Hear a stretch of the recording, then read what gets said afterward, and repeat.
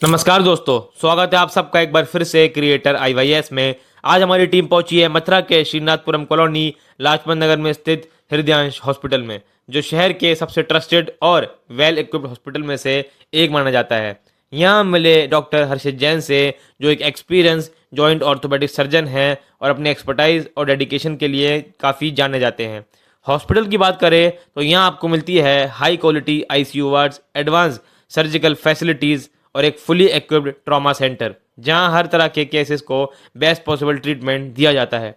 तो चलिए आज के इस वीडियो में जानते हैं गहराई से डॉक्टर हर्षित जैन और हृदय हॉस्पिटल के बारे में।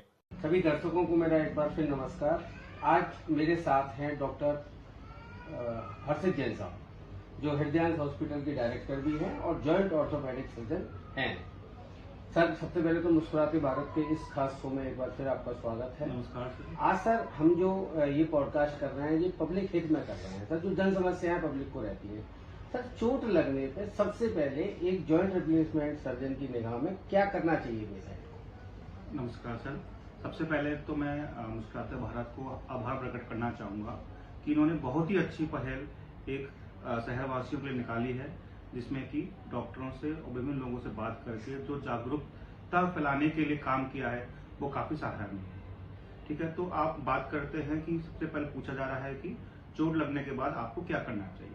देखिए, चोट लगने के बाद बहुत सी चीज़ें होती हैं। चोट कई तरह की होती हैं। जब हम हड्डी की चोटों की बात करते हैं, तो हड्डी की चोट ऐसी चोट होती है केवल फ्रैक्चर होता है, या केवल मोच आई होती है, या कभी हड्डी की चोट गंभीर होती है जिसमें खून वगैरह आ रहा होता है। तो अगर सामान्य व्यक्ति को अगर चोट होती है तो क्या क्या करना चाहिए। अगर कोई सामान्य व्यक्ति जिसको ऐसी समस्या दिखती है, उसे लगता है कि किसी कारणवश चोट लगी है, तो सबसे पहले तो एक बहुत बड़ी भ्रांति है कि हमें शुरुआत में सिकाई किस चीज़ की करनी है, बर्फ की करनी चाहिए या गर्म पानी की करनी चाहिए। अगर शुरुआती चोट है तो हमें बर्फ की सिकाई करनी चाहिए। बर्फ की सिकाई करके उसके बाद अगर आसपास आपके कोई स्प्लिंटेज है, कोई तख्ता वगैरह है, तो वो साइड में सपोर्ट में लगा देना चाहिए।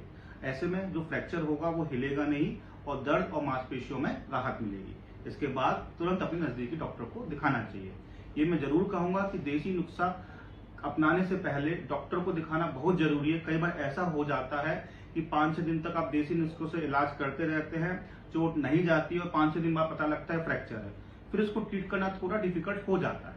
तो यही कहूंगा, शुरुआती चोट लगती है, इनिशियली उसमें बर्फ की सिकाई करिए, स्प्लिंटेज करिए, देन अपने निकट जो पास में आपका ऑर्थोपेडिक सर्जन है उनको दिखाइए। दूसरी चीज, यदि चोट अधिक गंभीर है जिसमें कि घाव हो रहा है, ये सब हो रहा है, तो उसको सबसे पहले चोट को धोना जरूरी है। घाव के समय इन्फेक्शन के बहुत चांसेस हो जाते हैं, तो आप अपने उसको पानी से उस घाव को धोइए। उसको जितना आपके आसपास कोई भी कवर करने की चीज हो उसे कवर करिए, स्प्लिंटेज करिए और अपने निकटवर्ती हॉस्पिटल को दिखाइए। सर, बहुत सारे लोग चोट लगने पर सलाह देने आ जाते हैं, बहुत सारी सलाहें देते रहते हैं, ऐसा कर लो। ये कितनी खतरनाक हो सकती है सर? देखिए, अब भारतवर्ष है, भारतवर्ष में हर कोई सलाह देने के लिए, सलाह तो फ्री की है, सबको दे रहे हैं, सबको ही ले रहे हैं। तो लेकिन हमें ऐसे वक्त पे हमें अपने दिमाग से, अपने मस्तिष्क से काम करना चाहिए, क्योंकि कई बार तो ये सलाह काम करती है, अधिकतर ये सलाह काम नहीं करती है। हमें अपने विवेक का यूज करना चाहिए और अपने निकटवर्ती जो डॉक्टर है, ऑर्थोपेडिक सर्जन स्पेसिफिकली, उनको दिखाना चाहिए। मैं इस विषय में एक जोर देके बहुत बड़ी बात कहना चाहूंगा कि कई बार होते हैं कि डॉक्टर लेते हैं, चोट ठीक करने वाले पे ले जाते हैं, मोच निकलवाने वाले पे ले जाते हैं, वहां पर नहीं ले जाइए। कोई एजुकेटेड लोग, मतलब ये कोई डिग्री होल्डर लोग नहीं है। हो सकता है चोट ठीक भी हो सकती है, चोट नहीं भी ठीक हो सकती है। ऐसे में चोट ना ठीक होने के चांसेस ज्यादा रहते हैं। तो ऐसे लोगों पे ना जाके, जो कि आपका गारंटी लेके इलाज ठीक करने की बात करते हैं, ऐसे लोगों पे कतई मत जाइए, क्योंकि मेडिकल फील्ड में किसी चीज की गारंटी नहीं होती। अपने प्रोफेशनल डॉक्टर को दिखाइए, प्रोफेशनल ऑर्थोपेडिक सर्जन को दिखाइए और प्रॉपर ट्रीटमेंट कराइए, क्योंकि सही इलाज ही आपको बचा सकता है। अगर आप सही प्रॉपर तरीके से इलाज नहीं करेंगे, हड्डी का नॉन यूनियन होने की संभावना रहती है, इन्फेक्शन फैलने की संभावना रहती है और बाद में उस जॉइंट की कार्यशीलता में भी दिक्कत आ जाती है। सर, इमरजेंसी क्या होती है और हृदयांश हॉस्पिटल में इमरजेंसी की क्या क्या सुविधाएं उपलब्ध है? इमरजेंसी का मतलब होता है कि किसी व्यक्ति को चोट लगी है, चोट लगने के कारण उसके हालचाल ठीक नहीं है। हालचाल बेसिकली मेडिकल लैंग्वेज में वाइटल्स के ऊपर होता है कि उसकी पल्स कम आ रही है, बीपी कम आ रहा है ना, ये सब चीजें हैं, उसको कॉन्शियसनेस नहीं हो रही है। इस चीज को इमरजेंसी माना जाता है। तो तो इमरजेंसी के लिए आपको इमरजेंसी हॉस्पिटल में आना है। इमरजेंसी हॉस्पिटल में क्या क्या सुविधा होनी चाहिए? इमरजेंसी हॉस्पिटल में सबसे पहले तो डॉक्टर 24/7 अवेलेबल होना चाहिए, प्रशिक्षित स्टाफ होना चाहिए, सारे इंस्ट्रूमेंटेशन होना चाहिए, प्रॉपर मॉनिटरिंग होनी चाहिए, आईसीयू फैसिलिटीज होनी चाहिए, डिफिब्रिलेटर होना चाहिए, वेंटिलेटर होना चाहिए। ये सारे एक इमरजेंसी सेटअप में होना चाहिए, जो कि हमारे हृदयांश हॉस्पिटल में उपलब्ध हैं। ऐसे में यदि किसी को इस तरह की चोट लगने या एक्सीडेंट होने पर गंभीर व्यवस्था होती है, इमरजेंसी की आवश्यकता पड़ सकती है, तो वो हृदयांश हॉस्पिटल आके इन सुविधाओं का लाभ ले सकता है। सर, जैसे कि आयुष्मान योजना के बारे में आपको उत्कृष्टता के लिए, अच्छा काम करने के लिए पुरस्कार भी किए गए हो सर। इसके अलावा NABH हॉस्पिटल भी है, इसके बारे में सर क्या कहोगे? आजकल सरकार NABH का मतलब है कि एक सेंट्रलाइज्ड अथॉरिटी है जो कि हॉस्पिटल का कार्यशैली को रेगुलेट करता है। इसमें किसी गिनी चुनी हॉस्पिटल जो होते हैं एक शहर में, उन्हीं को NABH से प्रमाणित किया जाता है, जो कि हॉस्पिटल की क्वालिटी और सर्विसेज के ऊपर दिया जाता है।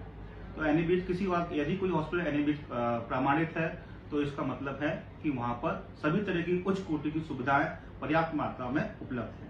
दूसरी चीज आयुष्मान भारत। आयुष्मान भारत एक 5-6 साल से चली आई प्रधानमंत्री जी की बहुत ही शानदार मुहिम है, जहां पर गरीबों का मुफ्त इलाज किया जाता है। आयुष्मान भारत से भी हमारा हॉस्पिटल संबंध है। इसके तहत हम अभी तक कम से कम 1000 से 1500 लोगों का मुफ्त इलाज कर चुके हैं आयुष्मान भारत से, जिसमें भी हम न केवल हड्डी रोग, गायनी की, यूरो सर्जरी, मेडिसिन का और जनरल सर्जरी का भी इलाज कर चुके हैं। सर, अपने यहाँ TPA कौन कौन से अवेलेबल है? रूटीन में जो TPA चलते हैं सर? TPA हमारे यहाँ जो रूटीन में TPA है, स्टार हेल्थ है, आइडिया का है, SBI का है, भूपा भारत है, ये बेसिक जो TPA हमारे यहाँ उपलब्ध है। सर, इसके अलावा हृदयांश हॉस्पिटल में फिजिशियन और न्यूरोलॉजी या किस किस की सुविधाएं और उपलब्ध है? ऑर्थोपेडिक सर्जन सर्जरी के अलावा हृदयांश हॉस्पिटल में गायनेकोलॉजी ऑब्स्टेट्रिक का 24/7 काम है। इसके लिए डॉक्टर प्रियंका जैन 24 घंटे हमारे यहाँ उपलब्ध हैं। 24 घंटे हमारे यहाँ डिलीवरी, सीजर का ऑपरेशन की सुविधा है। हमारे हाई रिस्क डिलीवरी के लिए प्रशिक्षित स्टाफ और सुविधाएं उपलब्ध हैं। इसके अतिरिक्त डॉक्टर योगेश तोमर हमारे यहाँ हैं, जो केवल 24/7 फिजिशियन या मेडिसिन की सर्विसेज देते हैं। हमारे यहाँ वेल वेंटिलेटेड ICU भी उपलब्ध है, जिसमें क्रिटिकल केयर में डॉक्टर चंद्रकांत उपलब्ध रहते हैं। इसके अलावा यूरो सर्जरी में हमारे पास डॉक्टर सोमदत्त हैं और डेंटिस्ट्री में डॉक्टर भल्ला जी हमारे यहाँ काम कर रहे हैं। सर, यूरोलॉजी में और फिजिशियन जो आपके यहाँ, इनकी टाइमिंग्स क्या है सर बैठने की? हमारे यहाँ यूरो सर्जन डॉक्टर सोमदत्त जी आते हैं, जो कि सफदरजंग से पास आउट हैं, गोल्ड मेडलिस्ट MCS डॉक्टर हैं। उनकी टाइमिंग सोमवार, बुधवार और शुक्रवार शाम के 4 बजे से 5 बजे तक रहती है। और फिजिशियन डॉक्टर योगेश तोमर आते हैं, उनकी टाइमिंग रहती है प्रतिदिन 6 से 8 उनकी टाइम रहती है। बहुत अच्छा सर। हृदयांश हॉस्पिटल जो जब इस तरह के काम करता है और इस तरह के पुरस्कार आपको मिलते हैं, तो जो आपका स्टाफ है सर, इसको आप किस तरह से प्रशिक्षित करते हैं सर? हाँ, देखिए, स्टाफ प्रशिक्षित करना एक बहुत बड़ी क्योंकि हम जहां भी हैं, जिस भी मुकाम पे हैं, डॉक्टर से ज्यादा स्टाफ का बहुत अहम योगदान होता है। तो मरीज की सेवा हम तो एक तरीके से कर सकते हैं, लेकिन डायरेक्ट टच में स्टाफ ही रहता है। तो इसके तहत हमारे हॉस्पिटल में पॉलिसीज हैं, जिसके तहत हम प्रॉपर पेशेंट का फीडबैक लेते हैं और महीने भर के बाद जिस स्टाफ के लिए फीडबैक सबसे अच्छा रहता है, उसकी स्कोरिंग सिस्टम की जाती है। उन्हें प्रॉपर सैलरी हाइक के रूप में या किसी अन्य रूप में उनको पुरस्कृत किया जाता है। सर, घुटना प्रत्यारोपण आज के समय की सबसे अच्छी सर्जरियों में से मानी जाती है कि लोग जो चल नहीं पाते बिल्कुल, वो चलते रहते हैं। आपने बताया था कि सर आयुष्मान भारत में आप बहुत लंबे समय से घुटना प्रत्यारोपण, कूल्हा प्रत्यारोपण आप कर रहे हैं। इसका सक्सेस रेट क्या है सर, और पेशेंट कितना खुश होता है इस सर्जरी को कराने के बाद? मैंने जैसे पहले ही कहा कि आयुष्मान भारत एक बहुत ही अच्छी मुहिम है ना, जिसके तहत जो लोग वाकई में जिनको नीड है, गरीब लोग जो कि कभी घुटना प्रत्यारोपण या कूल्हा प्रत्यारोपण की सोच भी नहीं सकते थे, आज उनका फ्री में इलाज किया जा रहा है। विगत 4-5 सालों में लगभग मैं 300 से 400 घुटनारोपण और हिप रिप्लेसमेंट कर चुका हूँ। इसमें ऐसे ऐसे लोग भी हैं जो कि बिल्कुल चलने में असमर्थ थे, जो कि अपने बेसिक काम के लिए जो टॉयलेट सर्विसेज भी नहीं जा सकते थे, बेड से उठ नहीं पाते थे, हर समय 24 घंटे पेन रहता था। घुटना प्रत्यारोपण या फिर कूल्हे प्रत्यारोपण के बाद वो आप भली भांति चल पाते हैं, अपना सारा काम कर पा रहे हैं, किसी पे डिपेंडेंट या आश्रित तो नहीं है। तो बहुत ही मिरेकुलस और बहुत ही अच्छी सर्जरी है जो आपकी घुटना रोपण प्रत्यारोपण सर्जरी और हिप रिप्लेसमेंट। आज ही हम इनफैक्ट एक बाबा जी का 70-75 वर्षीय बाबा जी हैं, उनका हमने घुटना ऊपर सर्जरी की, जिनका घुटना की बहुत ही विक्षिप्तता, जिनको टीबी से भी परेशानी थी, रूमेटॉइड आर्थराइटिस भी थी, पूरे मात्रा में जिनका ही घुटना का ऑपरेट के लिए मना कर दिया गया था। आज हमने उनका भलीभांति घुटना प्रत्यारोपण किया, उनका जो पैर टेढ़ा था उनका सीधा किया। ये बाबूजी थे कि जो कि अब बिल्कुल चल नहीं पाते थे, अब 2 दिन बाद ही कल ही हम उन्हें खड़ा करके चलवा देंगे। सर, आपने पुष्पराज अमानत की टीम को समय दिया, आपका बहुत बहुत धन्यवाद। धन्यवाद।